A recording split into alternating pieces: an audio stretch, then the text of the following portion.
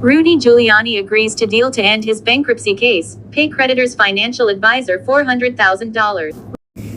Rudy Giuliani has agreed to a last-minute deal to end his personal bankruptcy case and pay about $400,000 to a financial advisor hired by his creditors, avoiding a potential deep dive into the former New York City mayor's finances that was threatened by a federal judge. The agreement was filed Wednesday in federal court in White Plains, New York. That came nearly 3 weeks after a judge there threw out Giuliani's bankruptcy case after criticizing him for repeated failures to disclose his income sources and to comply with court orders. But after Judge Sean Lane dismissed the bankruptcy case, Giuliani's lawyers said he didn't have the money to pay the creditors. Forensic financial advisor is required under bankruptcy laws, according to the judge. That led Lane last week to order all parties to submit proposals on how to end the case by noon Wednesday and prepare for a possible evidentiary hearing on Giuliani's finances if no deal was reached. An evidentiary hearing is a legal court proceeding where evidence is presented, as opposed to a hearing that only involves legal arguments. It's a formal hearing that can be used in both civil and criminal cases, such as divorce, personal injury, and child custody. Witnesses can provide live testimony under CAF, and opposing lawyers can question and cross-examine them. Other evidence, such as written testimony or live recordings, may also be accepted. The hearing is conducted according to the appropriate rules of evidence and procedure. The judge will consider the evidence presented and make findings of fact and conclusions of law to help them reach a fair ruling. For example, in a child custody case, the judge may decide if abuse or neglect has occurred and if the child needs protection. In a criminal case, an evidentiary hearing may help determine if the case goes to trial. That led Lane last week to order all parties to submit proposals on how to end the case by noon Wednesday and prepare for a possible evidentiary hearing on Giuliani's finances if no deal was reached. The judge has to sign off on the agreement, which was filed less than 3 hours before the deadline. The creditors include former Georgia election workers Ruby Freeman and Wandrea Shea Moss, who won a $148 million defamation judgment against Giuliani for his false ballot fraud claims against them related to the 2020 election. Freeman and Moss said Giuliani pushed Donald Trump's lies about the election being stolen, which led to death threats that made them fear for their lives. In the agreement filed Wednesday, Giuliani will give his lawyers $100,000 to help pay the creditors, financial advisor, New York-based Global Data Risk, and pay the rest of the firm's expenses from the proceeds of selling either his New York City apartment or Florida condominium, which are worth an estimated $5.6 million and $3.5 million, respectively, according to court documents. Global Data Risk is also allowed to put liens on the New York City and Florida properties to make sure Giuliani pays all its fees, under the agreement. Rachel Strickland, a lawyer for Freeman and Moss, said in a court filing earlier this month that Global Data Risk racked up $400,000 in expenses during the bankruptcy case. Strickland and Giuliani's bankruptcy lawyers did not immediately return messages seeking comment Wednesday. Lane had said it was troubling that Giuliani was saying he couldn't pay Global Data Risk. Even assuming that the debtor does not have the funds on hand to immediately pay these bankruptcy expenses, he certainly has considerable assets upon which he can draw to pay such expenses, Lane said in a July 25 order.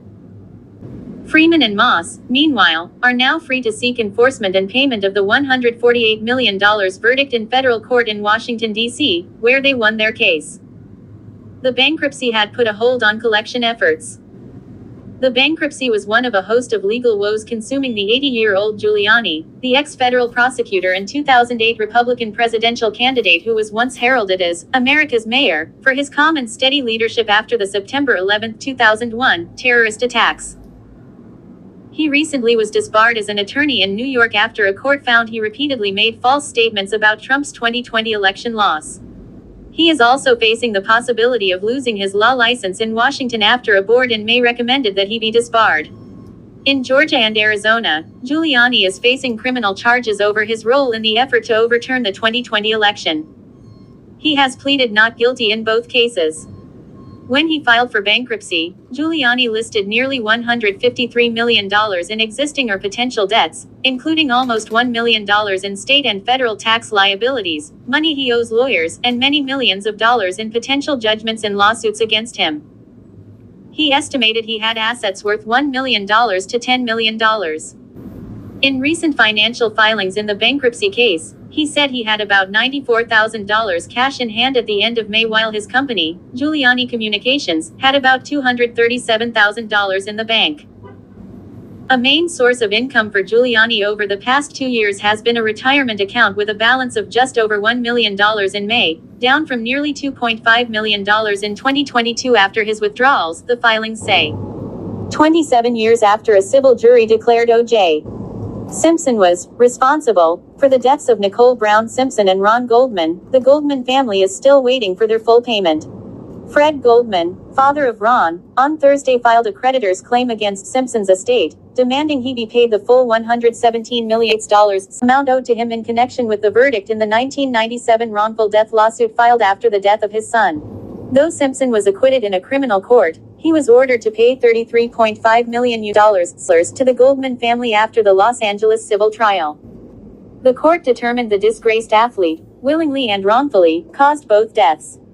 Fred filed the new creditor's claim in Nevada.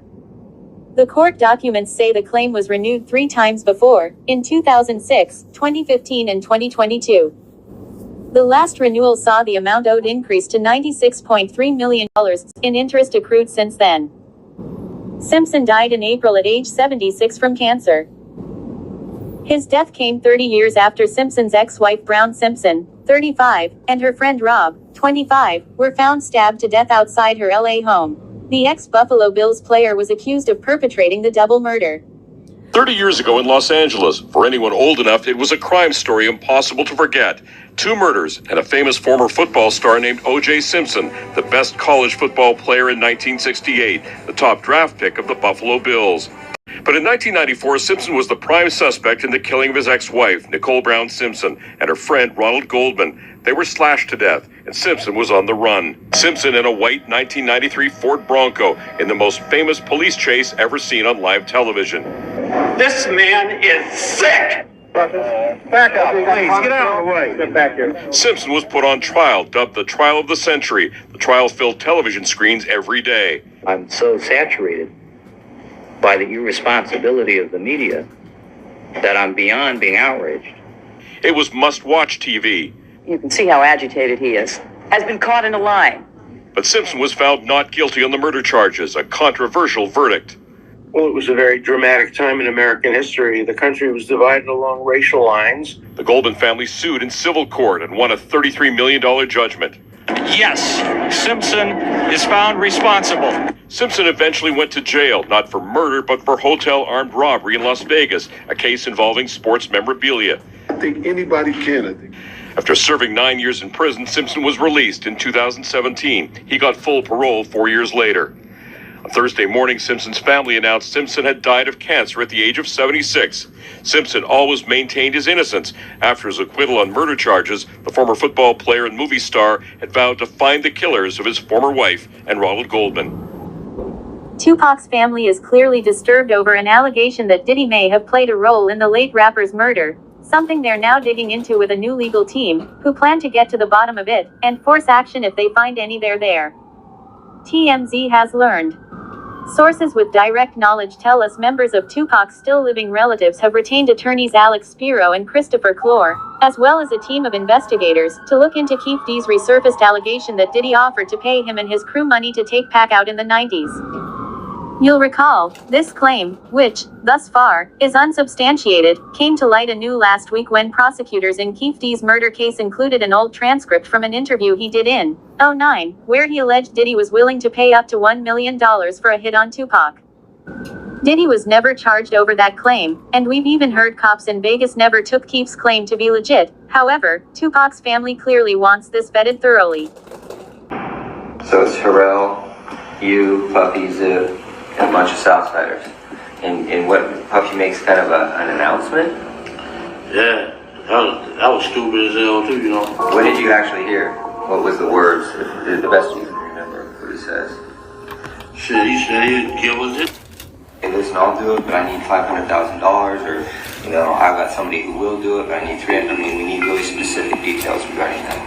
Yeah, we want $1 million. You tell him we'll do it for $1 million, and he's like, okay, I'll do it for $1 million. Yeah. He agrees, you shake on him or something like that. Yeah. What happened? Gentleman, he, like, man, we'll wipe their ass out quick. You know, it's nothing.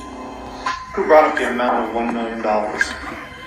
Shit, he did. Puffy did? Yeah. Okay. Wasn't you? No, it wasn't me. I'm shit. $1 million, I take it for 50. You know what I'm saying? Shit. So he brought up the $1 million. Yeah. We're told the family feels there might be something to this claim, and with the legal team they've brought on, they're hoping to dig up any potential evidence that exists to corroborate it, as Spiro and Clore plan to run down any and all leads they can find. Our sources say the Diddy allegation will be the main focus of this private investigation, and we're told the team is confident they'll surface potential evidence, including more legal docs. If they do, we're told any material that implicates Diddy in alleged wrongdoing will be passed on to the proper authorities to be looked into for possible criminal charges, and we should say, there's no statute of limitations on murder. If nothing comes about on the criminal front, we're told Tupac's family would potentially look into filing a wrongful death suit, again, assuming they uncover evidence to do so. Diddy has explicitly denied any involvement in Tupac's murder a handful of times over the years, and he's never been arrested as it pertains to this years-old rumor. Nonetheless, Tupac's family wants to clear the air on this once and for all. Spiro has a history of working on cold cases like this, including the Robert Durst case and the Tiger King case, so he's coming into this fairly seasoned. Time will tell what comes of it. As you leave the page, don't forget to hit the like bell and subscribe to the channel if you haven't done so as yet. Thank you for watching.